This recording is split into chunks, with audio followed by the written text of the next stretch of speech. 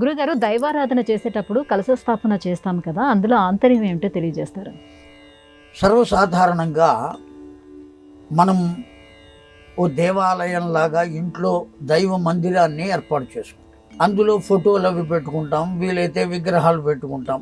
ఆ భగవంతునికి ప్రతిగా ఒక రూపాన్ని అక్కడ పెట్టుకుంటే కానీ మన మనస్సు భగవంతుని యందు కేంద్రీకృతం అయ్యేటువంటి అవకాశం లేదు.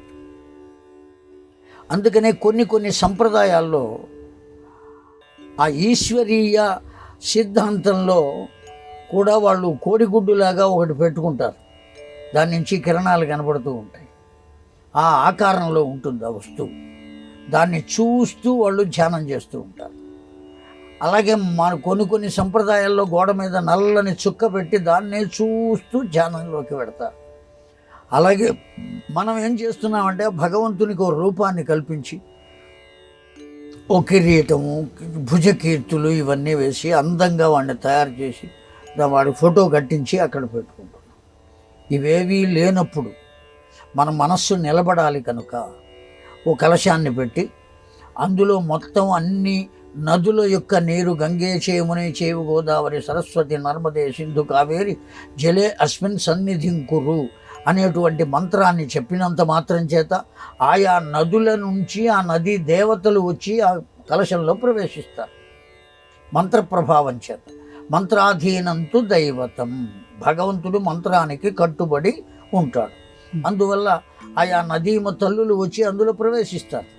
దాని మీద పూర్ణ ఫలమైనటువంటి ఓ కొబ్బరికాయ ఉంచి వాడికి వస్త్రాన్ని ఇవ్వాలి గనక పైన ఓ జాకెట్ బట్ట ఉంచి ఆ కలశములో ఆ మంత్రాన్ని ఆవాహన చేసి అదే భగవంతుడు అనే భావనతో చేస్తాం. ఎప్పుడు ఈ ప్రతిమలు, ఫోటోలు, విగ్రహాలు ఇవేవి లేనప్పుడు, అది కూడా లేకుండా ఓ రూపాయి బిళ్ళ అక్కడ పెట్టి అదే భగవంతుడు అని చెప్పేటువంటి సంప్రదాయం కూడా ఉన్నది. కనుక వారి వారి మనోతృప్తి కోసం పెట్టుకునేటువంటి వ్యంజనములు ఇవి. ఆ కలశములు కానీ ఆ ఫోటోలు కానీ ఇవన్నీ మన మనస్సును నిలబెట్టడం కోసం ఏర్పాటు చేసినవి. లేకపోతే పరిపరి విధాలు ఆ ఫోటోలు ఉన్నప్పటికీ కూడా వాడు పూజ చేయడానికి కూర్చున్నప్పుడు, జపం చేయడానికి కూర్చున్నప్పుడు 18 సార్లు ఫోన్ వస్తుంది, మాట్లాడుతూనే ఉంటాడు. మనస్సు ఎక్కడ నిలబడుతుంది? అవి ఉంటేనే నిలబట్టల్లా.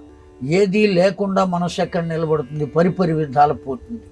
అందువల్ల ఆ మనస్సును నిలబెట్టడం కోసం అనేకములైన ఉపాయనములు పెద్దవాళ్ళు మనకు అందించారు. ఆ ఉపాయాలలో కలశ స్థాపన కూడా ఒక్కటి. ఆ కలశంలో ఎన్ని రోజులు దీక్షతో ఉంటామో అన్ని రోజులు ఆ నీరు అట్లా ఉంటుంది కనుక భగవంతుడిని ఆవాహన చేశాం కనుక అన్ని నదుల నీరు అందులో ఉన్నది కనుక ఉద్యాపన అయిపోయిన తర్వాత, పూర్ణాహుతి అయిపోయిన తర్వాత ఆ జలాన్ని మనం నెత్తిన చల్లుకుంటే ఆ భగవంతుని యొక్క శరీరము నుండి జాలువారిన నీరు నా శిరస్సును పడినాయి కనుక నేను పవిత్రుడనయ్యాను అనే భావన కలగటం కోసం ఆ కలశం. కనుక ప్రతి చోట కలశం ఉండి తీరవలసిందేనా అంటే అక్కర్లేదు. కేవలం దేనికోసం అయ్యా అంటే దీనికోసం, మన మనస్సు నిలబడటం కోసం కలశం.